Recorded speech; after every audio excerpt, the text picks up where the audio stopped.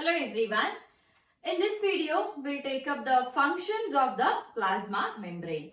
We have already completed the structure of the plasma membrane. Before watching this video, please go back to my previous video and the link for the previous video is being given in the description box below. Please watch the video and then come back to the functions of the plasma membrane. Before moving to the functions of the plasma membrane, we will just see which are the different names given to the plasma membrane. Because the names which are being given to the plasma membrane are purely on the basis of the functions which the plasma membrane does.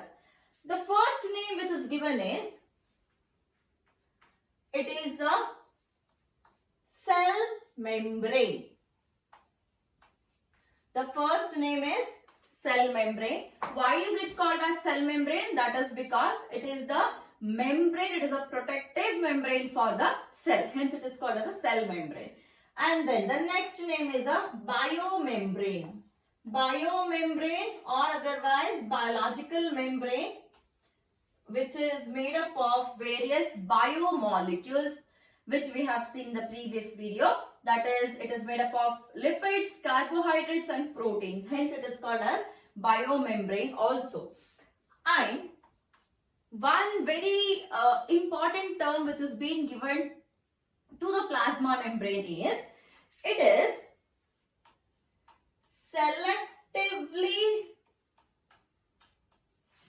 selectively permeable membrane. It is a selectively permeable membrane, or otherwise we can simply term it as a semi-permeable membrane. A semi-permeable membrane. Why is it called as a selectively permeable membrane? Selectively permeable, which simply means that it selects a few molecules. For example, this is a plasma membrane, this is a cell A and this is a cell B and this is the plasma membrane. Now, let's imagine there are few molecules, that is, this is a molecule X and this is a molecule Y. This is a molecule Y. Now, the X is required by the cell B, whereas the Y is not required by the cell B. Now, both can be transported across the plasma membrane and they can reach the cell B. But however, when the Y molecule is not required by the cell B, this plasma membrane will select which has to get transported and which molecule should not get transported. Based on the requirement of the cell, the plasma membrane will select which molecule has to enter and which molecule should not enter. Hence, it is called as selectively permeable membrane. Why is it called as a semi-permeable membrane? That is because it usually, it not only selects the particular molecule, but it also selects what quantity of that molecule has to be transported across the membrane. That is why it is also called as semi-permeable. That is, it is half permeable.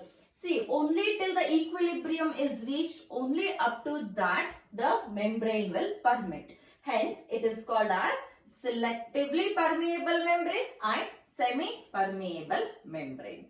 However, many a times we also call it as differentially permeable membrane.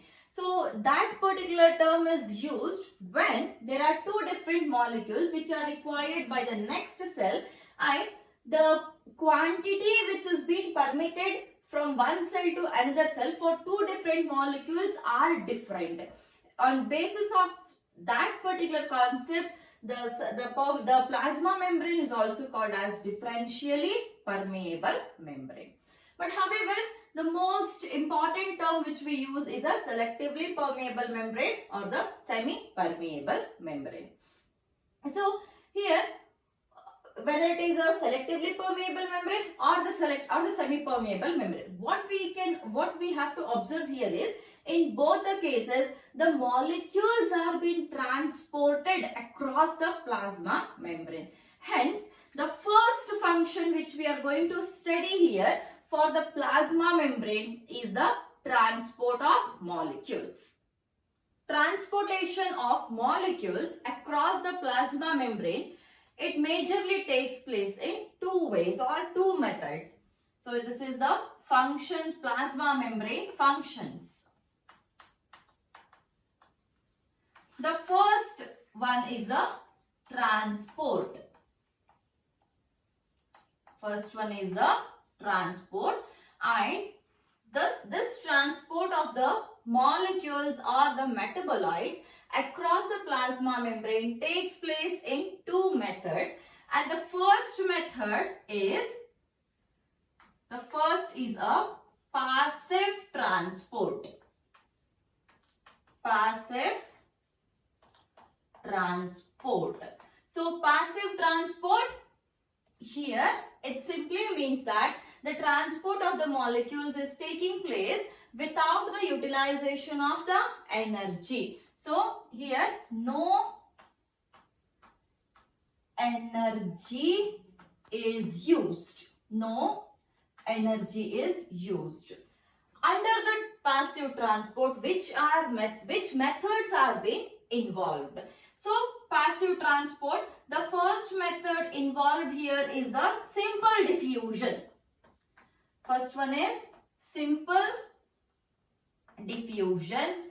Second one is facilitated diffusion. Facilitated diffusion. Simple diffusion and facilitated diffusion. What is the simple diffusion? Simple diffusion means here the molecules will move from a region of higher concentration to a region of lower concentration without utilizing any energy.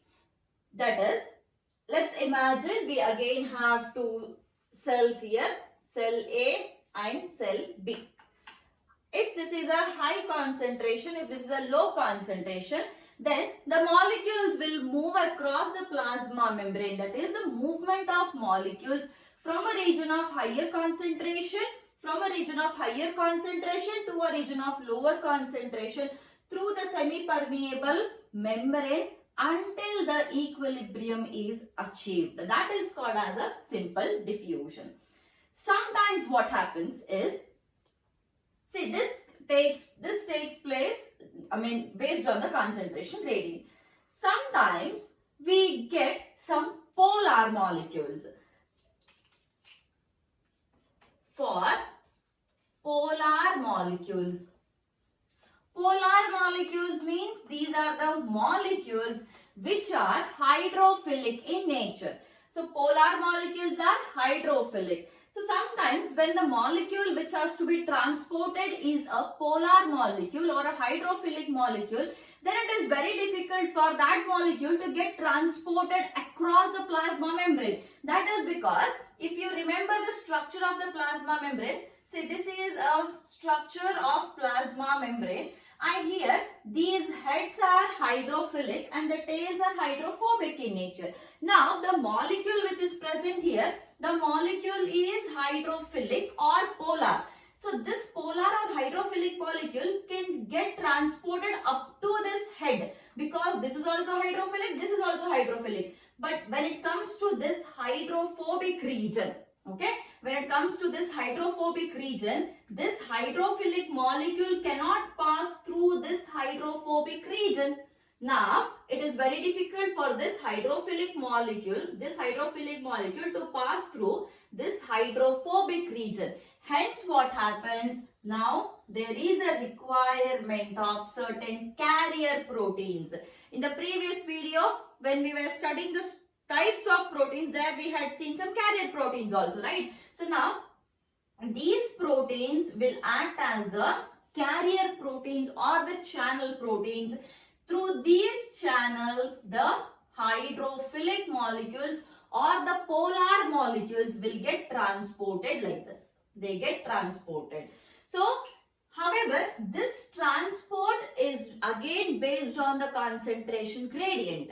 That is from a region of higher concentration to a region of lower concentration without utilizing the energy. So, the movement of molecules from a region of higher concentration to a region of lower concentration across the plasma membrane using such carrier proteins is called as the facilitated diffusion.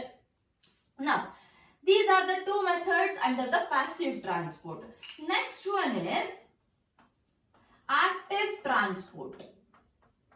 Active transport, which clearly states that in the active transport, energy is used. And what is energy? Energy is nothing but the ATP. So, energy is used. Again, here also there is the requirement of the carrier proteins. So, carrier proteins are required here also. Carrier proteins are used. In the facilitated diffusion also carrier proteins are required. In the active transport also the carrier proteins are required. But the difference is facilitated diffusion, this is along the concentration gradient, that is from a region of higher concentration to lower concentration. But active transport, it can take place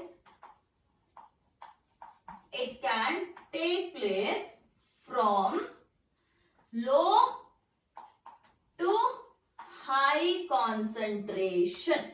That is, it can also take place against the concentration gradient. Here it is along the concentration gradient. Here it is against the concentration gradient. So one example which you can quote for the active transport is sodium potassium pump. This is one widely considered example for the active transport. This is the first function of the plasma membrane. Now moving on to the second function of the plasma membrane. The second function of the plasma membrane is the cell recognition. Cell recognition and adhesion. Cell recognition and adhesion. What does this mean? See, there are recognition sites present on the plasma membrane. For example, let's imagine the macrophages of the liver. If the macrophages, we already know what are macrophages, right? Isn't it? Or which helps in the phagocytosis process. Now, if you have to identify which is a healthy macrophage of the liver or which is a worn out macrophage of the liver, in that case, the recognition sites for the healthy or the worn out macrophages, they remain on the plasma membrane. So, on the basis of the recognition sites present on the plasma membrane, the cells are being recognized. This is the next function of the plasma membrane. Then, the third function of the plasma membrane, hormone reception. Again, one of the important function, hormone reception. See, our cell will respond to many of the hormones. But who is going to identify the particular hormone? It is the plasma membrane, or it is the site which is present on the plasma membrane which will identify a particular hormone.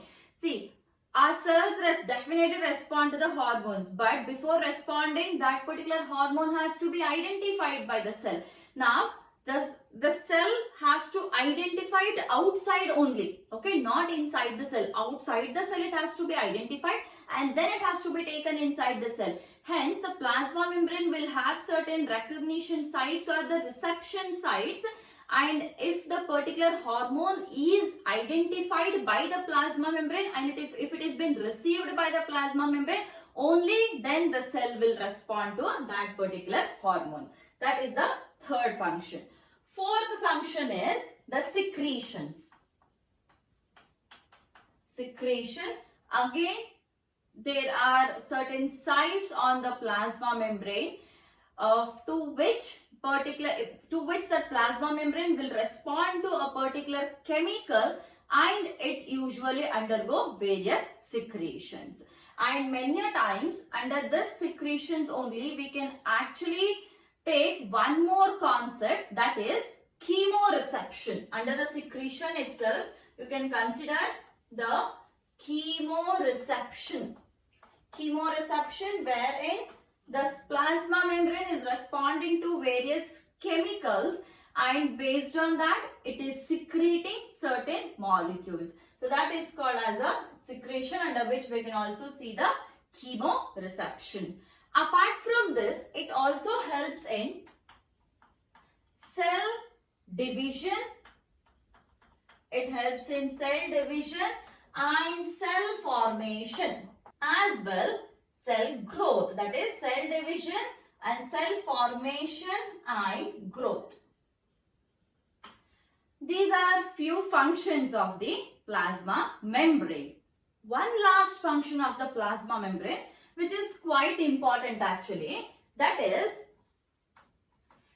it helps in the formation of cell wall junctions, or otherwise you can simply take it as cell junctions or intercellular junctions.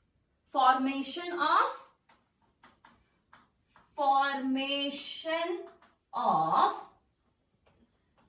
intercellular junctions. Intercellular junctions. What do you mean by this intercellular junction? Say this is one cell and this is the second cell.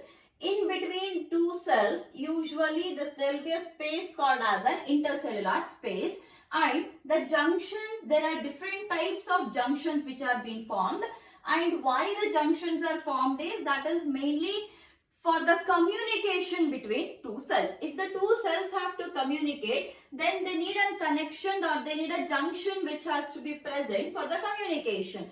And on the basis of the type of that junction formed, or on the basis of the formation of that particular junction, you can actually see three types.